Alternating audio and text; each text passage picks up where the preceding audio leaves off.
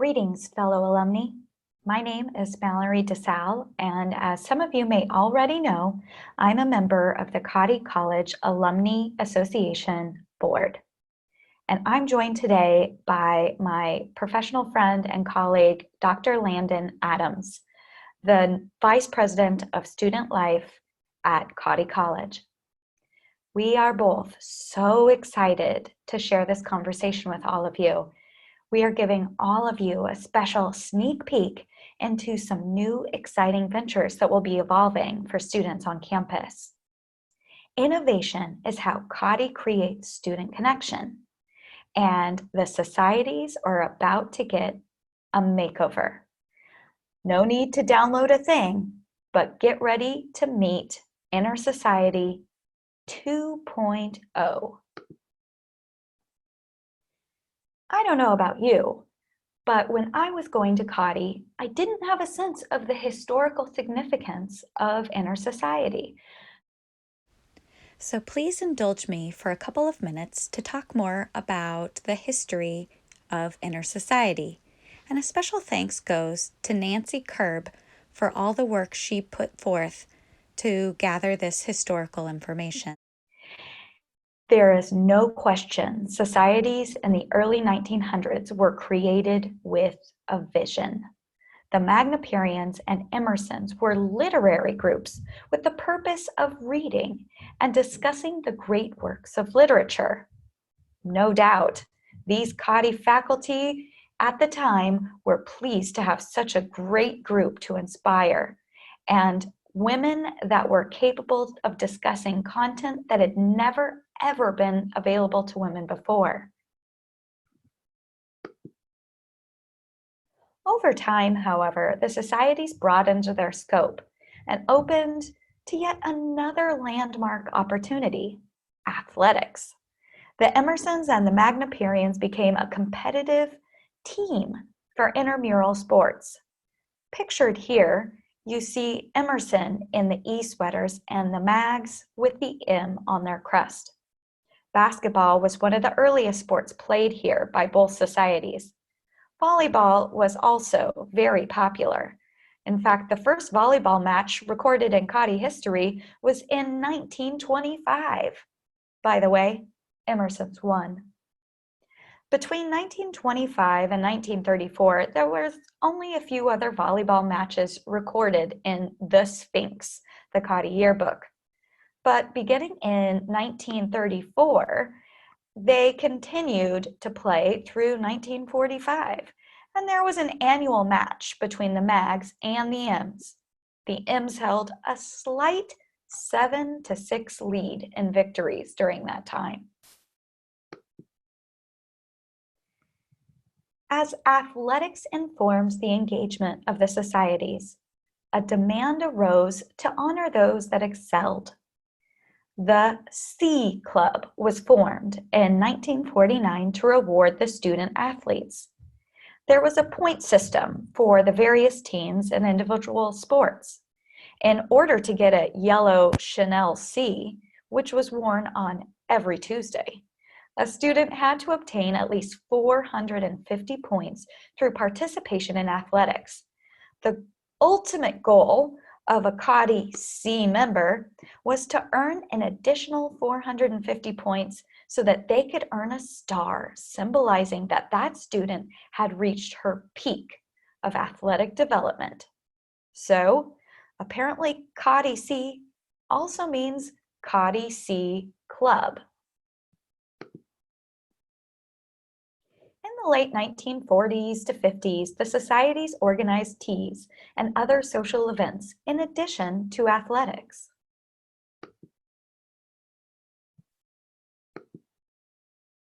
Around 1952, the college added 2 more societies, the Alphans and the Delphians. With growing numbers of students and expanding interests, more societies allowed more students, more inclusion on campus, which is important for Cotty College.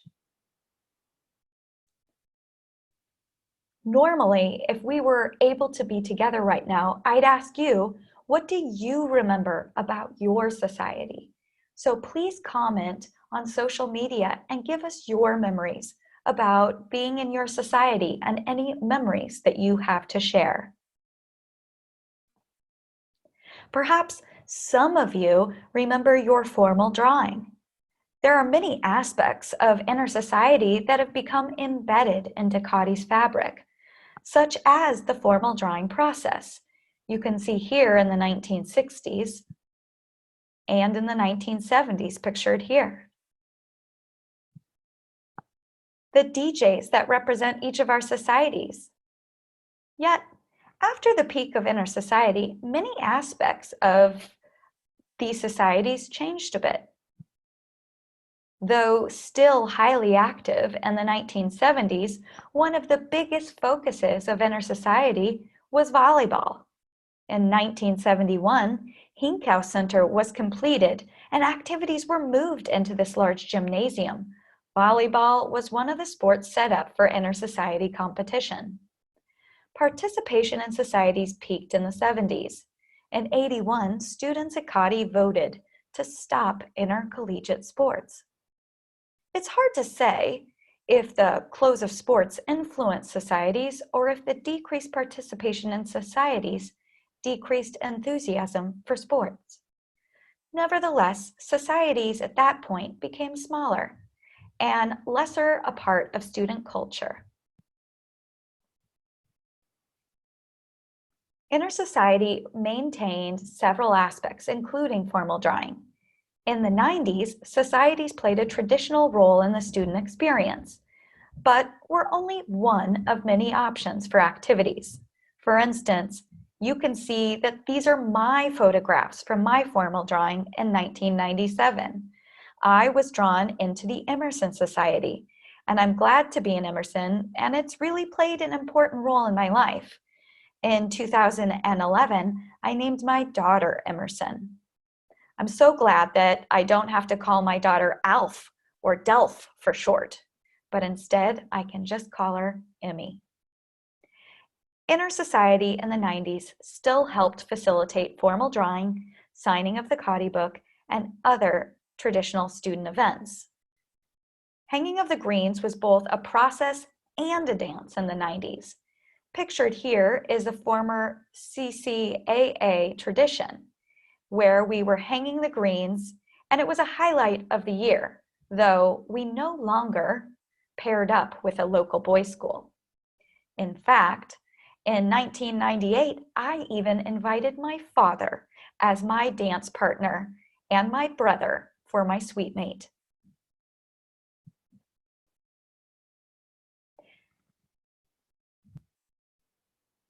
In the last 20 years, societies have grown more quiet. In the early 2000s, they remained responsible for some of the same formal drawing and Cottee traditions. However, things became clear that they were changing. In 2007, Cottee surveyed their current students, and these are the results. These scores were out of a 5-point Likert scale. In the local students' opinions, the most important aspects of InterSociety continue to be things such as hanging of the greens and signing of the Cottee book. Other aspects were viewed as less important.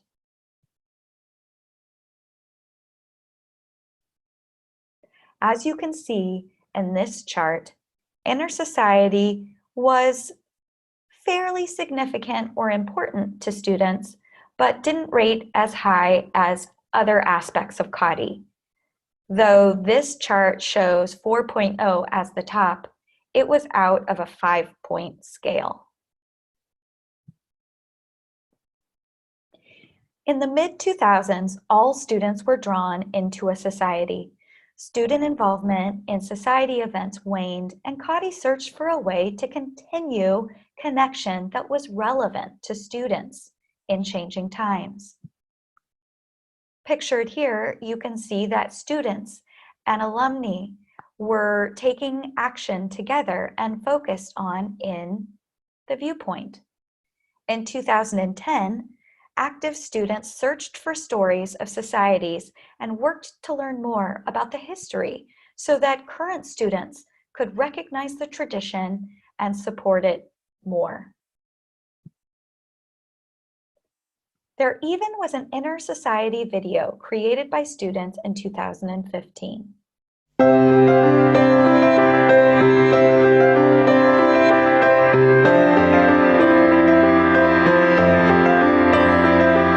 Bring all of our students together as one big happy family.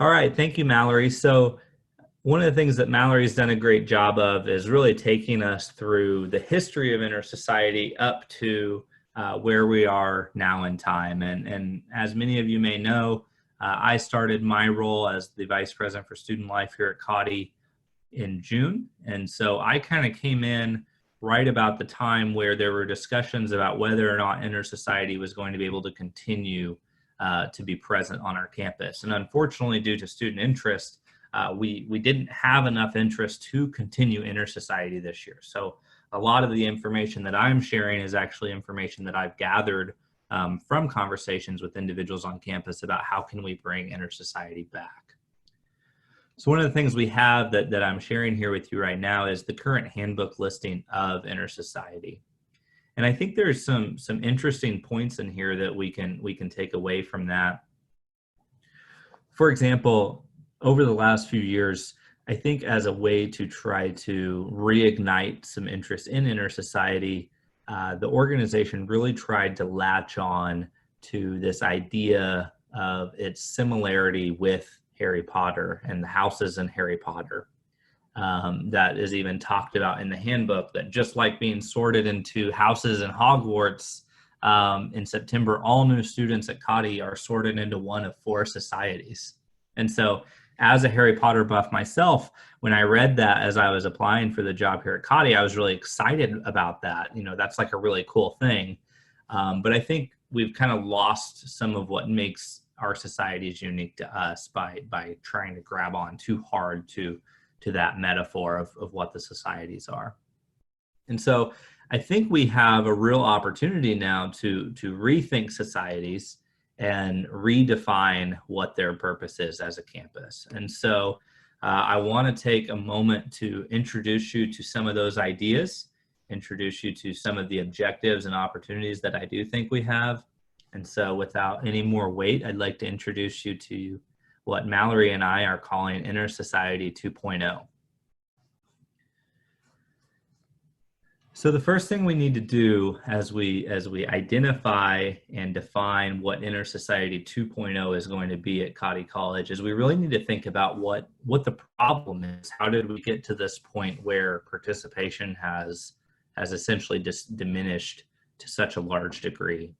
Now, obviously, our students in 2020 are much different than they were in previous generations, and so needs and desires have changed. But I do think there is still a potential role for societies on our campus, and I think it's a role that, if we build correctly, could be really impactful for our students. So I think the purpose that we need to define is critical, because I see that as the problem with the societies in sort of the modern era, is they've really lost the purpose. Why participate in a society? What's the function of that? And so I think we actually shift the purpose to being a facilitation of student engagement. And what I mean by that is societies, by their very nature, there is an element of competition involved. As you've seen from the previous slides, throughout society's history, there has been that competitive spirit, that friendly competition back and forth to really drive them to be the best on campus and to have those sort of bragging rights on campus. And I think that's what makes them very fun. And so there are some strategies that I was able to implement at my last institution that I think could be a way to address that purpose of societies. And so one of those strategies that I want to talk about first is this idea of a society cup, a way in which society members earn points by participating in events and extracurricular activities that are already established on campus. That way we can use the societies as a motivational tool to increase student engagement. One thing that we don't necessarily need is to build all these new events and activities and things to do. We have a lot of that already at CAUTI. But how can we use societies to be a vessel and serve a purpose that increases participation in those great events and programs that we already have? And I think that's one of the really exciting things we could do. So I want to talk a little bit about this event that we did at my last institution called the Greek Laurel. So my last institution was a medium-sized public institution, primarily commuter students with a very small Greek population. Just 4 Greek organizations, each of which had membership between about 20 to 40, 45 students. And one of the challenges we faced was what is the purpose of being involved in these organizations, as well as how do we increase visibility for those organizations to increase interest on campus and increase the desire to participate. And we'll talk a little bit more about visibility in a moment in regard to InterSociety. So one of the ideas we had was to establish this traveling trophy that we called the Greek Laurel. And you can see a picture of that there, a very simple trophy. Every semester, what we would do is we would track engagement in certain predetermined events on campus, and participation in those events would actually result in that organization accruing points. And the organization that accrued the most points at the end of the year received the traveling trophy. They also received a donation to a charity of their choice to help with that philanthropic component of Greek life, which I think could also be present here with the Society Cup or whatever we decide to call this trophy. And so this trophy really helped drive a lot of interest in our Greek system. We actually, our numbers began to grow very quickly after this point. I think in large part it was because of this extra motivation to be involved on a weekly basis and attending events as a group, as well as the increased exposure that came in because of this cup competition. For every event we did that was a cup event, we would post the standings. We would post the standings on social media. And so you're seeing, hey, how do I be a part of that? Can I join? And in the meanwhile, those Greek organizations are doing all this promotion for these events that we've already got on campus, increasing participation in their programs. It really was a win-win for all parties involved. And so I think there are some real elements here that we could take from that and apply to our societies to create a mechanism that would result in some increased participation in those organizations. So some of the lessons we learned as we ran those events is that it was really important to keep that competition simple. One of the things we tried to do at one point was to layer in other programmatic opportunities for organizations to get points. Maybe it was attending volunteer opportunities, or maybe it was points for students who got leadership positions. In many cases, this actually only served to water down the effect of the program and complicate the message. I think those are opportunities that we could identify how to layer in. One of the things we actually found is with intramurals, we actually ran a separate competition for those Greek organizations. And so we had an intramural cup that only the Greek organizations participated in. I think that could be an opportunity here where we could eventually have multiple layers to different competitive areas that the societies are competing in order to obtain these different rewards. And so essentially the societies are your team to then compete in these different things and possibly win prizes, win t-shirts, win this different stuff, all while representing your society that you're a part of. Another thing that we learned is that you really want to keep these competitions as short and to the point as possible. So our first year we did a 1 year long competition for the cup. Well, by the end of that second semester, people had kind of started to lose interest. One organization had separated itself from the other three, and so it was sort of predetermined who would win. I think for this, we would want to look at very targeted, 6 to 12 week timelines of how long these different events are going. There could even be one-off competitions like, hey, we've got a huge event coming up. This year we had the Liverpool Legends come to campus. Maybe the society that has the most attendees at this event will get a free pizza party. So again, it just becomes a way for us to leverage attendance, participation, students getting involved, because we can then attach prizes to these things. And fortunately, we have mechanisms on place on campus that would allow us to very easily track attendance and participation through card swipe data and other technology functions that would allow us to make this process very simple on our end.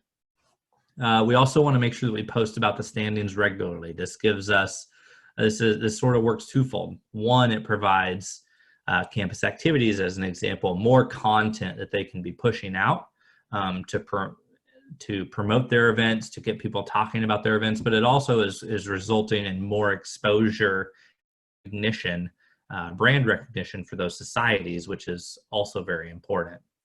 So we want to additionally figure out what the right incentives are. So we ran this competition for our Greek life, and we found that the donation to a local charity in their name was a very good motivator, because all those organizations nationally are required to get volunteer hours and fundraising efforts and those things. We did a similar program for our residence hall students, and donating money to a local charity in honor of a building wasn't really as much of an incentive for those students. And so instead we came up with, having a residence hall wide pizza dinner, giving all of them a t-shirt if they won. So there are different incentives we can look at, and we would want to identify what makes the most sense for these societies.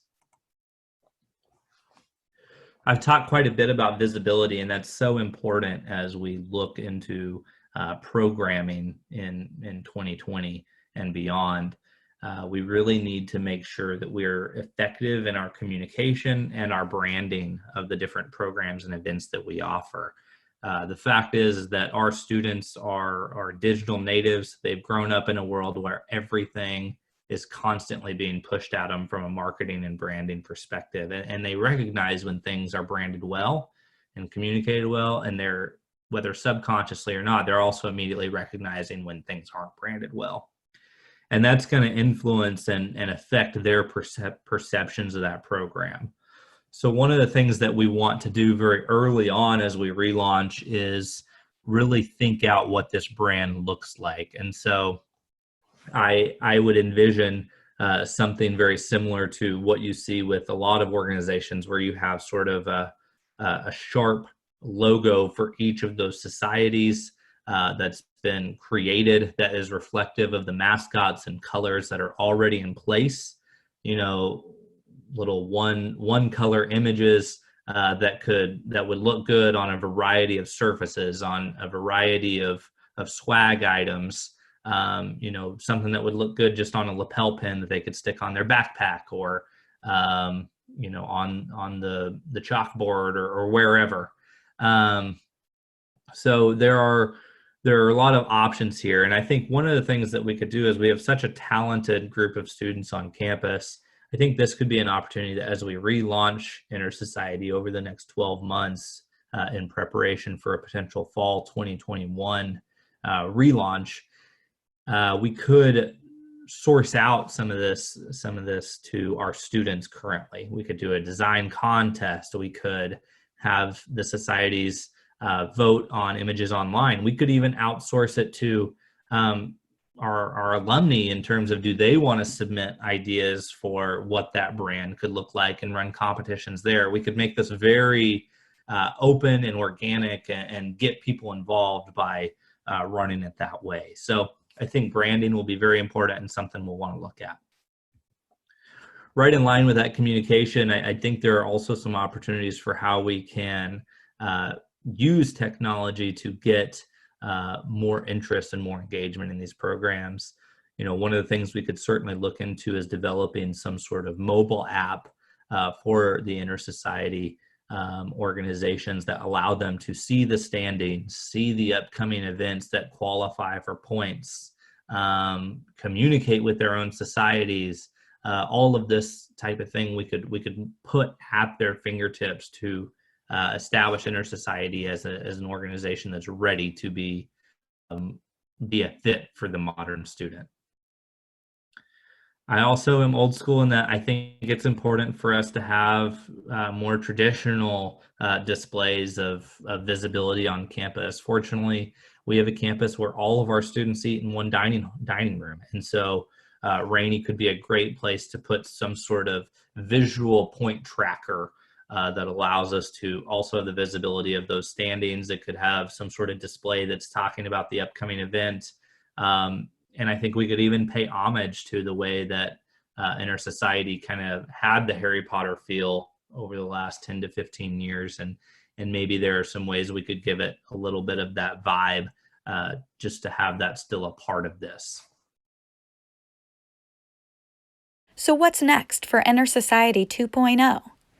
Over the course of the next year, staff and faculty and students at Cady College will create the new vision for InterSociety and invite alumni to get involved. So watch for opportunities to create an InterSociety endowment and even to participate in alumni society challenges. We hope that by doing all of these things, we will be able to launch InterSociety 2.0 officially during Founders Weekend 2021, when we welcome all of you to the new Cady College Student Center. Join us in launching InterSociety 2.0.